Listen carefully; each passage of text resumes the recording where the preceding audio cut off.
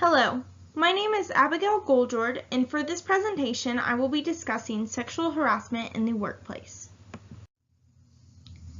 In this presentation I will be going in depth of what sexual harassment in the workplace is defined as, examples of sexual harassment, who is at risk, types of sexual harassment, state and federal laws, factors for cases, punishment, compensation, and defense, preventing sexual harassment in the workplace, and legal action for the victim to take if they are sexually harassed.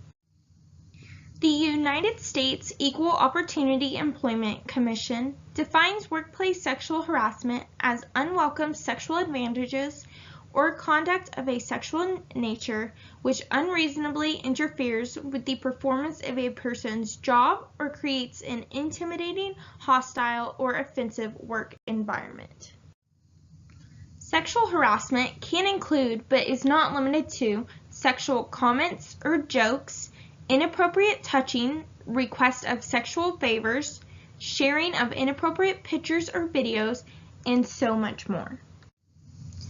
Anyone can be sexually harassed. Harassment happens to both men and women and also can come from the same sex and the opposite sex. Another important thing to remember is sexual harassment is anyone that is affected by the sexual behavior, not just the person the behavior was targeted to. There are three types of sexual harassment: quid pro quo, hostile work environment, and third-party sexual harassment.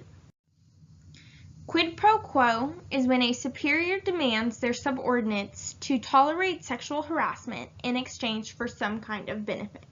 Some examples of quid pro quo would be request of sexual actions in exchange for the victim to get a raise, a promotion, or to keep their job in general. Hostile work environment is whenever sexual harassment has become a pattern and is affecting the victim's work environment, causing a hostile environment, thus the name. A harasser is making sexual actions, but there is not any particular reason like in quid pro quo. Lastly, there is third-party sexual harassment.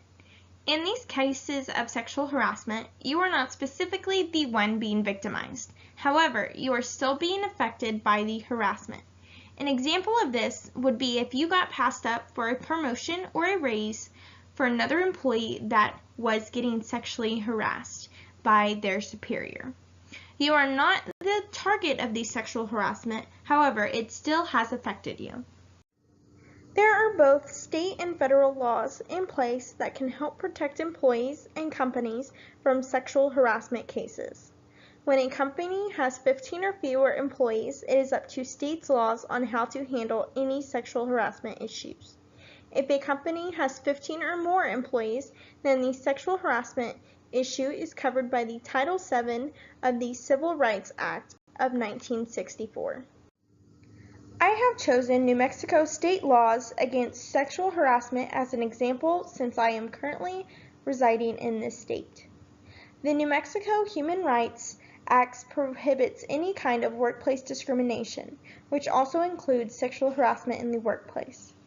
In New Mexico, the state does not require companies to train or educate their employees on sexual harassment in the workplace. However, they do encourage it. While New Mexico does not require any sexual harassment training, there are several states that do. In California, for example, employers with 50 or more employees must have their managers participate in 2 hours of sexual harassment training every 2 years. Title VII of the Civil Rights Act in 1964 protects employees against any kind of discrimination. This includes sexual harassment. This law only covers companies that have 15 or more employees. The EEOC is the national committee that handles sexual harassment lawsuits. They will investigate and try to settle the sexual harassment problem. If the problem cannot be settled and they see it fit, they will either file a Title VII lawsuit or they will dismiss the claim. It is rare for sexual harassment cases to be taken to court if it was just one incident. It can happen, however, in some cases of quid pro quo. If the harassment is more severe, referring to a physical behavior, then there is less need of a repetitive series. There are several elements the courts will look at to decide whether it is sexual harassment. The elements include if the sexual conduct was either physical or verbal, how often the conduct occurred, if the harasser was a coworker or employer, if there were multiple people involved, and also if it was general or directed at any specific person. The victim of the sexual harassment must prove they believe the conduct was hostile, abusive, and offensive. There are several factors that determine what kind of punishment the offender will get. Factors include if it was verbal or physical sexual harassment, how old the victim is, how often it happened, for how long, and if the victim's safety was in danger. There is a broad range of punishments for sexual harassers. The punishments range from a slap on the wrist, losing their job, and can even result in prison time. If sexual harassment can be proven, then there is a possibility that employers will have to pay a compensation. However, this will vary on who committed the harassment and if the employer has taken any proactive steps to help correct the problem. Also, the employer is liable if they took any kind of negative employment against the victim. This includes actions such as firing or demoting the victim because they filed a claim. There are a few ways the employer can defend against a sexual harassment case. If the employer takes precautious measures to prevent such incidents, such as educating or training their employees, this will help out their case. Also, if they try to put a stop to the situation after being made aware about the problem, it also looks good. If the victim refused to take the help of the employer, they will not have to pay a compensation. If the harassment is committed by a coworker, the company is not liable if they did not know and they took immediate action once they found out. There are several companies that believe that sexual harassment is not a problem in their work environment. However, recent studies have shown otherwise. 48% of employees have admitted they have either experienced or witnessed abusive conduct happen in their work environment. It is important that companies are aware of this problem and take precautionary measures to avoid instances like these for legal and ethical reasons. There are many ways that companies can help prevent sexual harassment or even help if a situation arises.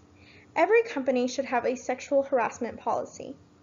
In this policy, it should explain what sexual harassment is and list the procedures on how to handle it if a situation were to arise. It is important for a company to let their employees know that victims will not be punished for filing a sexual harassment claim, and also that the company will have a zero tolerance for any employees that retaliate against the victim as well. Also, it is important for the company to let the employees know the harasser will be punished and terminated as they see fit. Employers should hold sexual harassment training sessions for their employees.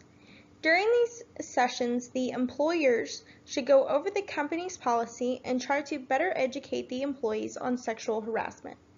Also, it would be a smart idea for managers to get together once a year and be trained away from the employees over the sexual harassment procedures. This will help managers to better recognize if they encounter a sexual harassment situation, what to do in order to put the problem to a halt, or how to deal with these sexual harassment claims. It is important for superiors to know the signs of a sexual harassment and look out for it. They should monitor their employees and try to always know what is going on in the workplace. If you are getting sexually harassed, you should always try to end it immediately before it gets too far. First, if you feel safe, let the harasser know that you are not comfortable and expect the behavior to stop. When explaining what actions are making you uncomfortable, be specific and name instances. Ask them to stop. If it continues, talk to a supervisor. If it still continues, Look up your company's policy on sexual harassment and take the complaint to that level. If no one in your company is taking your claim seriously and the harasser is not stopping, you should take legal action. It is important to document all encounters of sexual harassment. You should write down the time, place, action, and if there were any observers. It would be smart to ask a lawyer for legal advice. There is absolutely no excuse for anyone to be sexually harassed.